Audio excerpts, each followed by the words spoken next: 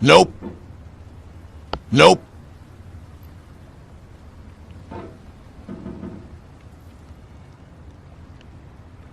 Yeah, boy.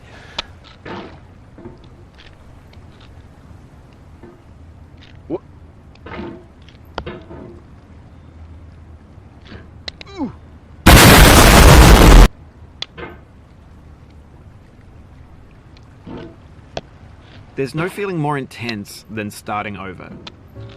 If you deleted your homework the day before it was due, as I have, or if you left your wallet Hey, and you that's have to go pretty back good. after spending an hour in the commute, money at the casino, and then put all your winnings on red, but it came up black.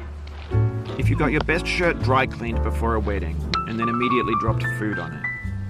If you won an argument with a friend, and then later discovered that they just returned to their original view. Starting over is harder than starting up. If you're not ready for that, like if you've already had a bad day, then what you're about to go through might be too much. Feel free to go away and come back.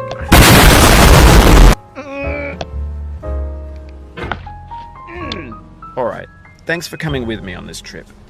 I'll understand if you have to take a break at any point. Just find a safe place to stop and quit the game. And don't worry, I'll save your progress, always. Even your mistakes. It's a homage to a free game that came out in 2002, titled... The author of that game was Jazzuo, a mysterious Czech designer who was known at the time as the father of B games. And B games are rough assemblages of found objects. Designers slap them together very quickly and freely, and they're often too rough and unfriendly to gain much of a following. They're built more for the joy of building them than as polished products. In a certain way, Sexy Hiking is the perfect embodiment of a B game. It's built almost entirely out of found and recycled parts, and it's one of the most unusual and unfriendly games of its time. In it, your task is simply to drag yourself up a mountain with a hammer.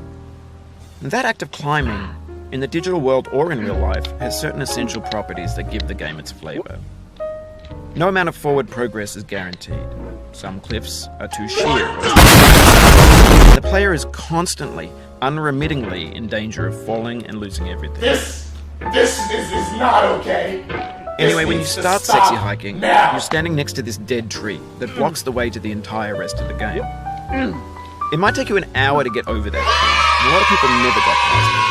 Prod and poke at it, exploring the limits of your reach and your strength, trying to find a way up and over. Nope. And there's a sense of truth in that lack of compromise.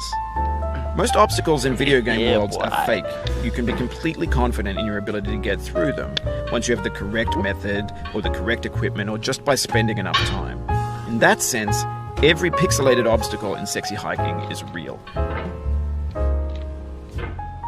The obstacles in Sexy Hiking are unyielding, and that makes the game uniquely frustrating.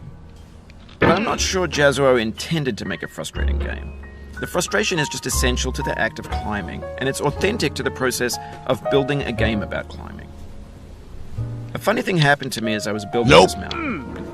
I'd have an idea for a new obstacle, and I'd build it, test it, and it would usually turn out to be unreasonably hard.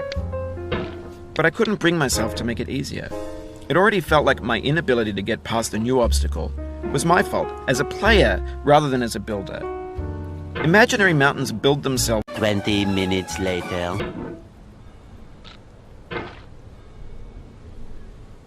What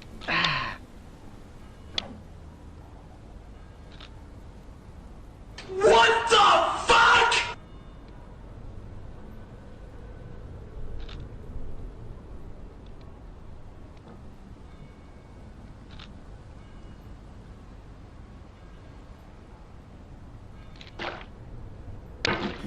Yeah, boy. Nope. Nope. Nope.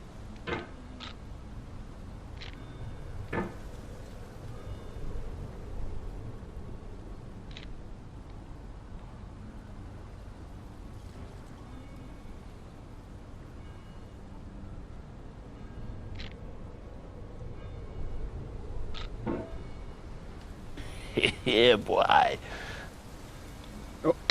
For years now, people have been predicting that games would soon be made out of prefabricated objects, bought in a Nope. store and assembled into a world. And for the most part, Nope. that hasn't happened. Because the objects in the stores are trash. I don't mean they look bad or that they're badly made, although a lot of them are. What the fuck? I mean they're trash in the way that food becomes trash as soon as you put it in the sink. Things are made to be consumed and used in a certain context.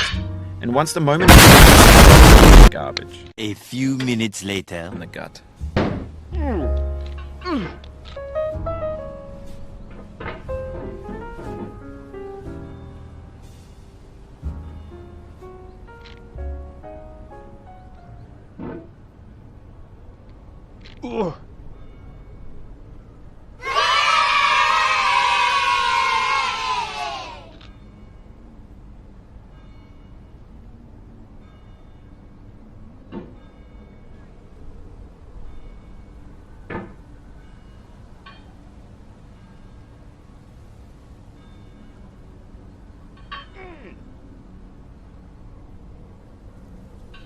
Nope. Nope.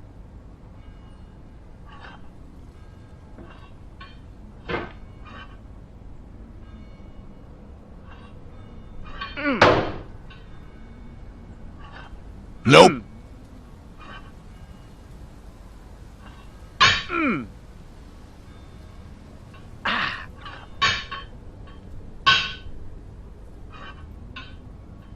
Maybe this is what digital culture is. A monstrous mountain of trash, the ash heap of creativity's fountain. A landfill with everything we ever thought of in it. Grand, infinite, and unsorted.